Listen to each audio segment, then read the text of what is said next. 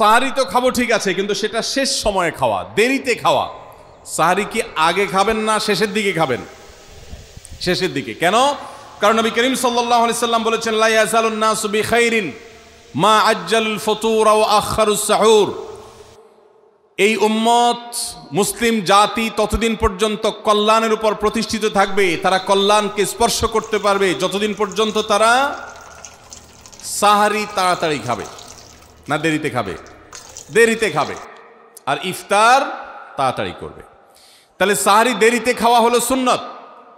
আমাদের দেশে গ্রামে অনেক মুরব্বীরা এখনো আছেন, রাত 12টা 1টা 2টা বাজে সাহারি খেয়ে শুয়ে থাকেন। তারা চিন্তা করেন পরে খাইতে গেলে আবার বর্ডার ক্রস হয়ে যায় কিনা, সীমা লঙ্ঘন হয়ে যায় কিনা, রিস্ক নেওয়ার দরকার কি, এই জন্য 12টার সময় খেয়ে রাখি। এটার কারণে সাহারি খাওয়ার সওয়াব পাবেন ঠিকই, কিন্তু দেরিতে সাহারি খাওয়ার যে সুন্নত, সেই সুন্নত আদায় হবে না। এই জন্য দেরিতে খাবেন। দেরিতে খাওয়ার মানে আবার এরকম দেরি না যে আপনি আর মুয়াজ্জিন সাহেব দুজন কম্পিটিশন করছেন, আপনার হাতে খাবারের প্লেট আর মুয়াজ্জিনের হাতে মাইক, আপনি আগে শেষ করেন আর মুয়াজ্জিন আগে আজান দিবে, কম্পিটিশন চলছে। এত দেরি করে একেবারে লাস্ট মিনিট পর্যন্ত খাওয়া সুন্নত নয়। কথা কি বুঝাতে পারছি?